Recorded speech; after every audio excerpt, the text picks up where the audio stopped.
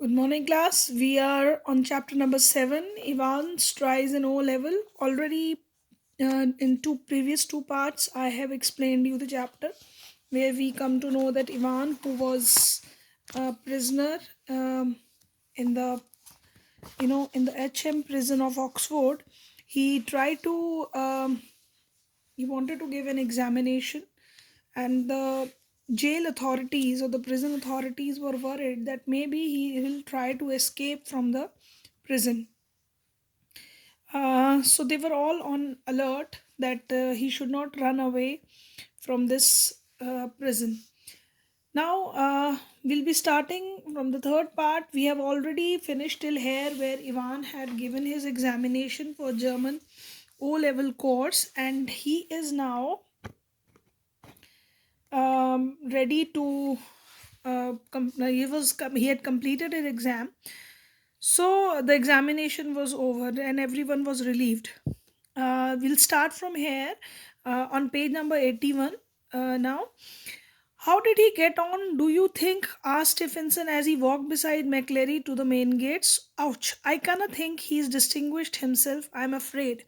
His Scot accent seemed broader than ever, and his long black overcoat reached almost to his knees, fostered the illusion that he had suddenly grown slimmer.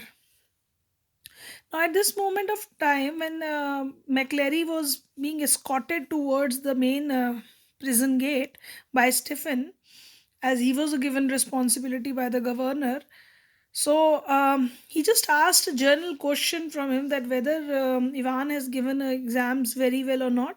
So he responded to him that I don't think so. He has given very good exam, but the way was speaking, his Scottish accent, which he was speaking, was looking as if he is speaking little bit with broader accent, and his overcoat looks as if it was loosely fitted on him because uh, you know uh, as if his body has shrink.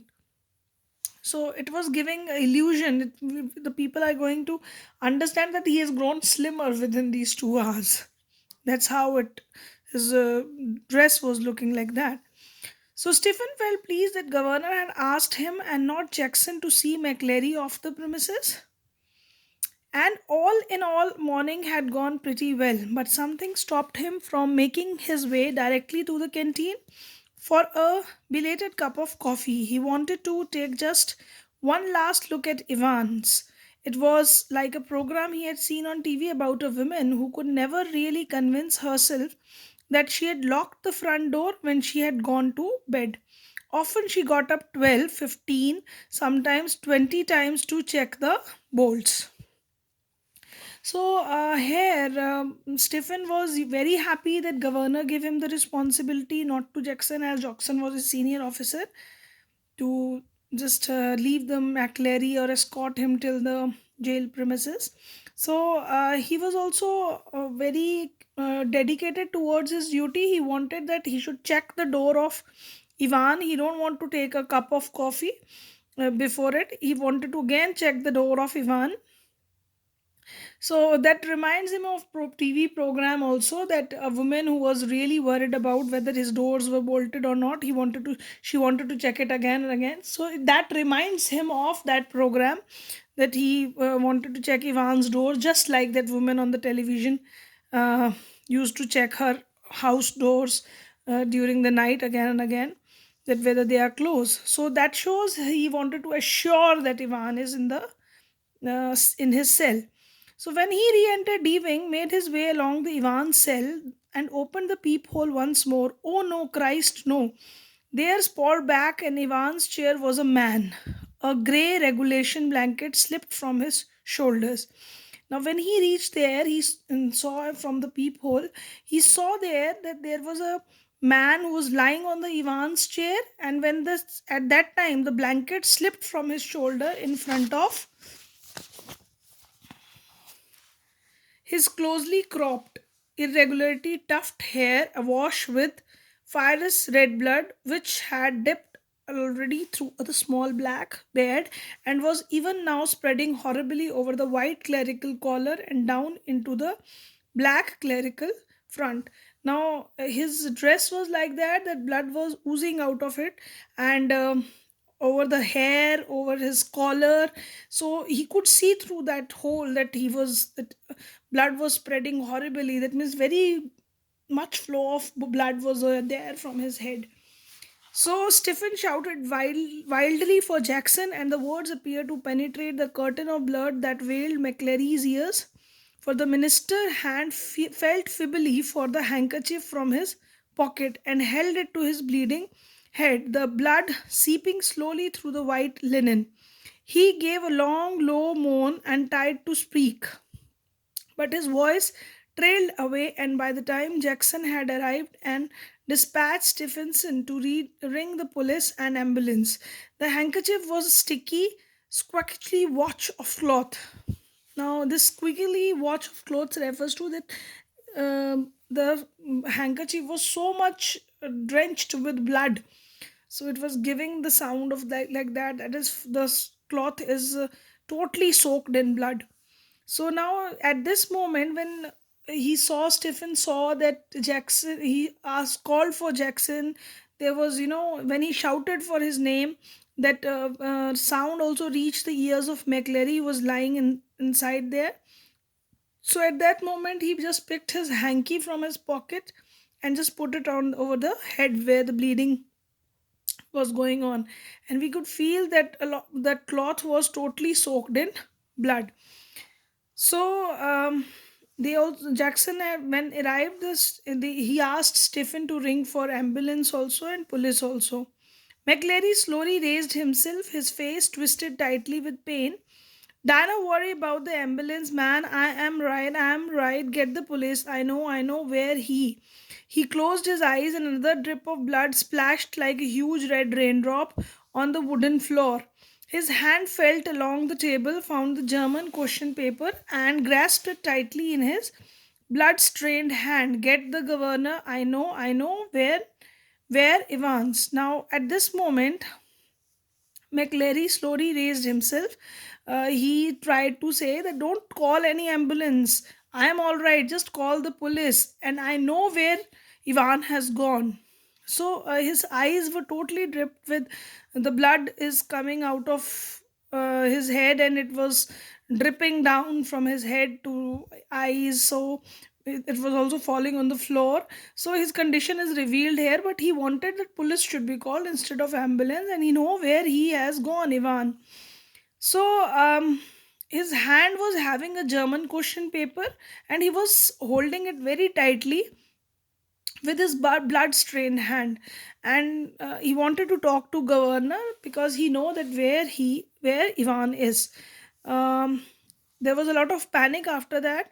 Almost immediately sirens were sounding. Prison officer barked orders. Puzzled prisoners pushed their way along the corridors. Doors and banged and bolted, and phones were ringing everywhere.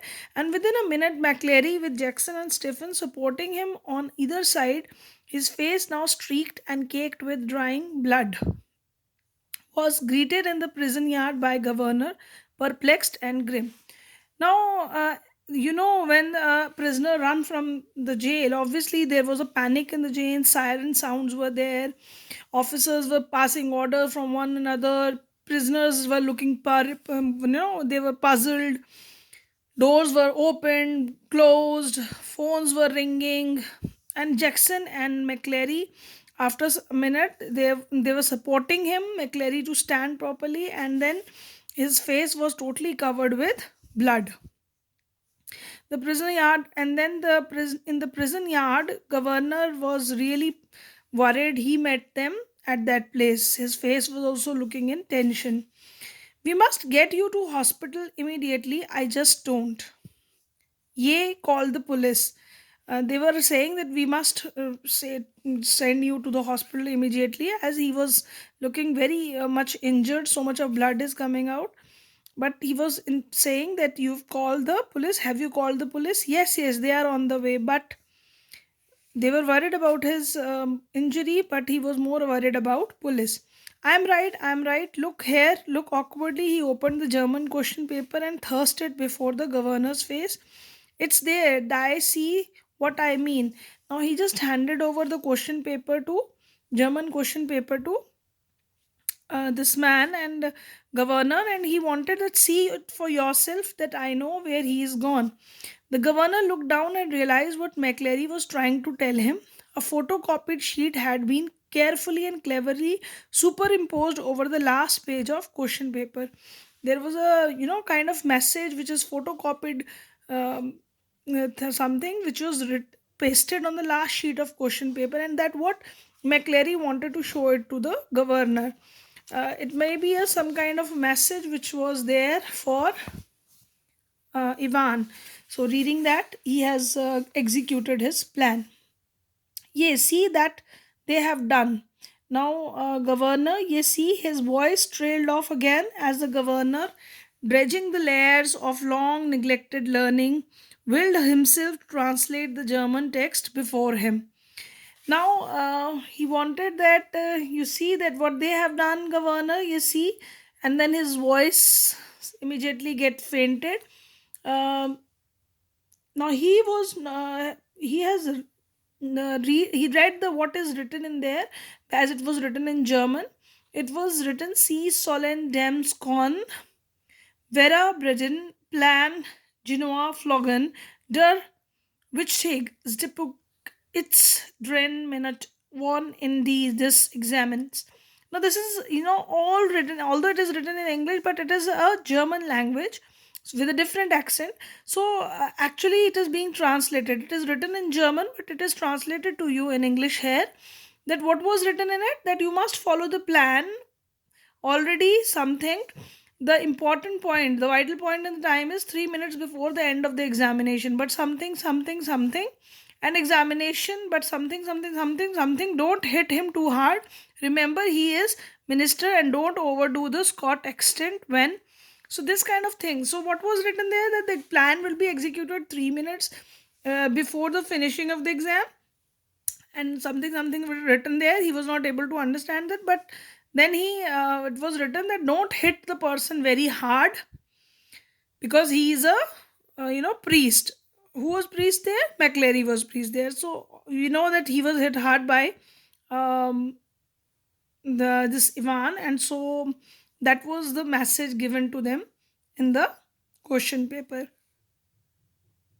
A fast approaching siren wailed to its crescendo. The great doors of the prison yard were pushed back, and a white police car squealed to a jerky halt beside them. Now, after this, there was a police van coming there. It was heading there with sirens, and it reached there in the prison yard, and it stopped there with a jerky halt. Now, there was Detective Superintendent Carter in it, and he swung himself out of the passenger seat and saluted the governor. "What the hell's happening, sir?" And turning to McClary, "Christ, who hit him?" Now he asked the governor, but what had happened in the prison, and then he looked towards McClary, whose face was, completely covered with blood, and he was injured. But McClary cut across whatever explanation the governor might have given. "Elsfield Way, officer. I know where Evans. He is breathing heavily and leaned for support against the side of the car, where the imprints of his hand were left in tarnished crimson." So McClary wanted to talk to the officer. That he said that Elsfield Way, officer, that he is going to Elsfield Way. I know where the Ivan is, and he was breathing heavily. It was shown that his condition is not good, and he leaned also for the support of the car, but and we can see the hand imprints of crimson color, red color. He was filled with blood. Hands were filled with blood. That were also on the car, the prints of his hand. So this Carter, who was Superintendent Carter, who reached the jail, he was also surprised. In bewilderment, Carter looked to governor for guidance. So he was seeking the guidance from governor that what had happened. He wanted him to tell him, "Take him with you if you think he'll be all right. He's the only one who seems to know what's happening." So he says that he's the man with whom he was there with him, and he know what had happened there. So you can take that person with you. So they wanted that they should take McClary with them and ask what had happened. So simply Carter, what he did, Carter opened the back door and helped McLary inside, and within a few seconds, the car leaped away in a spurt of gravel. So immediately they took him inside the car, and they just in a minutes they moved from there. Elsfield Way, McLary had said, and there it was, starting up at the governor's from the last few lines of the German text. Now he was reading the Elsfield Way. So McLary had said that he was gone to Elsfield Way, and then governor started reading what was written in the that question paper again.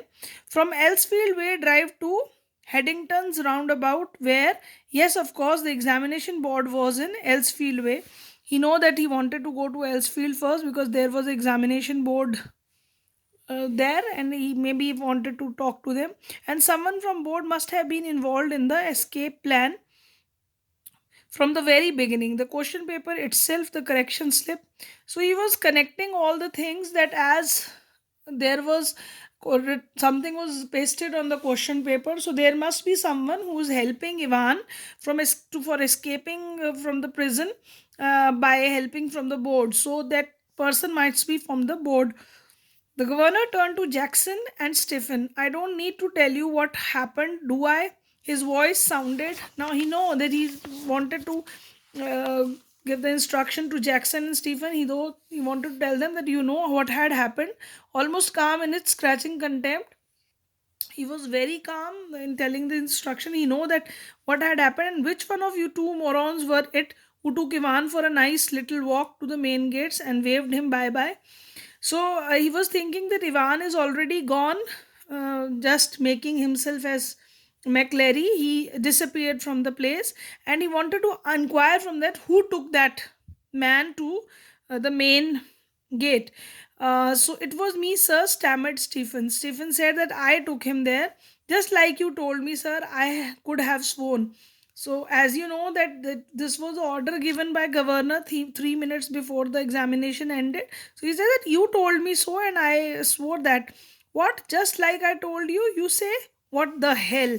Now he was not able to understand that why he is saying so, that he gave him order. When you ring, sir, and told me.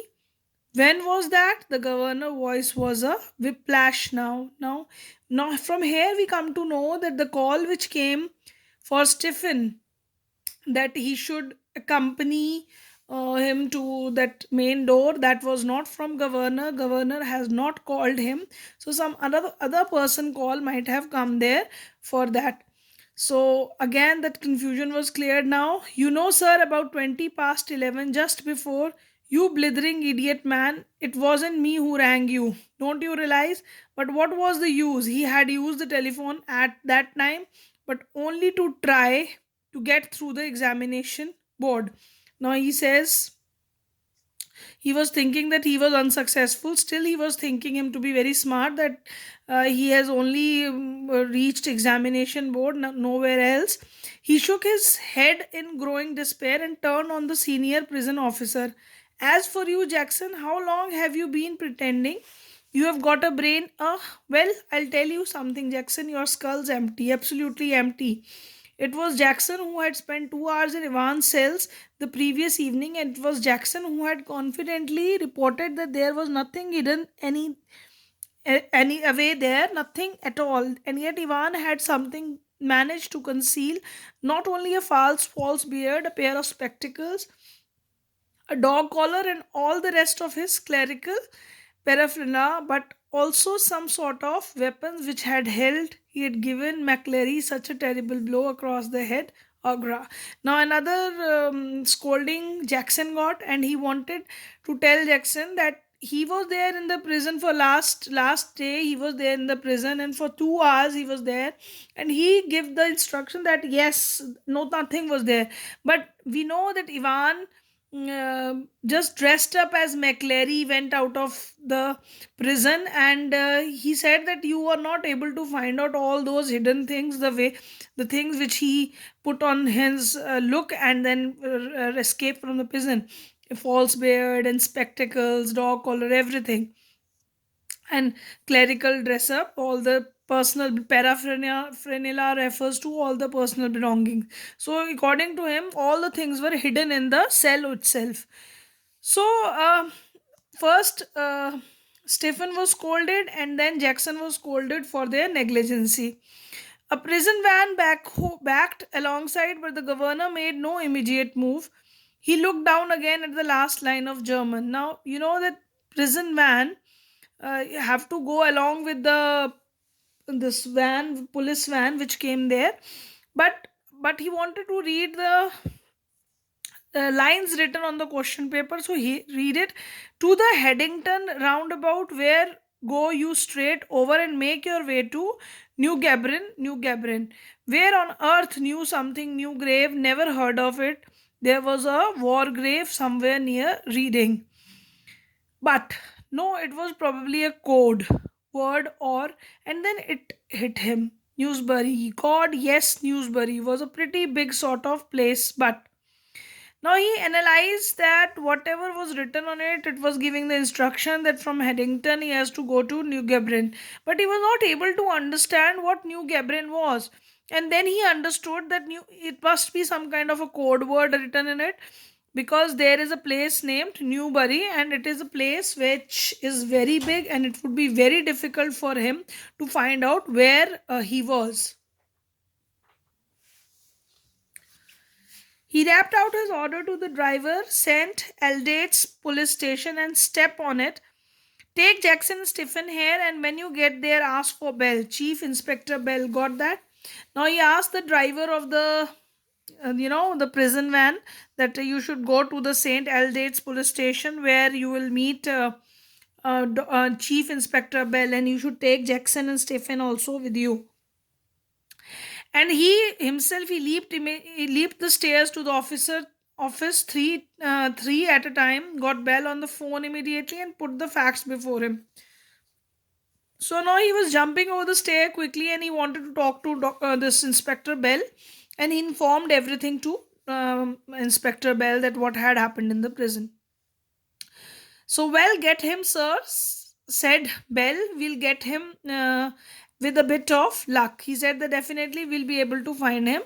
Bell supported him, saying that. The governor sat back and lit cigarette. Yea, gods, what a beautiful laid plan it all had been. What a clever fellow Ivan was, careless leaving that question paper behind, but then they all made their mistakes somewhere along the line. Well, almost all of them. And that's why very, very shortly Mr. Clever Ivan would be back inside doing his once more. Now, governor was appreciating in his office that what a beautiful plan Ivan has made to escape from the prison. He was appreciating him, and but he said that he had made an error. What error he has made? That he left that question paper over which all his plan and instructions were written, and so they got the idea that where he must have gone. Now the phone on his desk erupted at the strident burst, and the superintendent Carter informed him that McCleary had spotted Evans driving off along Elsfield Way. They have got the number of the car all right, and had given chase immediately, but had lost him at the Headington roundabout. He must have doubled back into the city. Now, at this moment, a phone call also came, which in Carter superintendent, who took Evans with him, this McCleary with him, he was calling him them, and he was saying that they have seen near Elsfield Ivan driving a car, and McCleary recognized him. And then when they tried to chase that car, it was no, they were not able to chase him, and they lost the contact, and it at Headington. So they thought that he might have gone to the city back, and but they have noted down the number of the car. So governor quietly said that no, he has the way to Newsbury. He said that he has gone to Newsbury because he got that idea from the message which he decoded from the question paper. He explained his reason for believing so and left it at that. It was a police job now, not his. Now he simply said that, yeah, I believe this so, because he's gone to Newsbury because he read it in the question paper, their plan. And then he said that it is not the job of this McClary to search for Ivan, but it is the job of police now. So he just, another good for giggle Gulliby governor, that was all. Now he was considering himself just a laughing stock, but that people will start laughing at him, and so he was a little bit worried for it. By the way, Carter, I hoped you managed to get McClary to the hospital all right. But then he inquired about McClary, that whether he was taken to the hospital or not. So the Carter responded that yes, he's in the Redcliffe now. That this is the name of the hospital there, and regally groggy he was when he got the examination office, and they rang for the ambulance from there. Now they said that he was, in a very groggy refers to very weak and not able to walk. So McClary, so when first they went to the examination office, but from there only they ranked for the ambulance, and it was informed by Carter that he was sent to Radcliffe Hospital now. The governor rang the Radcliffe a few minutes later and asked for the accident department. So now governor was worried for McClary, so he wanted to ask that how his condition was. So he called in the hospital. He said, McClary, you say? Yes, he's a parson. So he, from the other side, the person responded that you are asking for McClary. So, and he explained that he's a parson, that means he's a priest. So every information was provided, and uh, to the prison. But at this moment we find that Ivan is gone somewhere, and McClary is trying to help the police by guiding them with where Ivan has gone.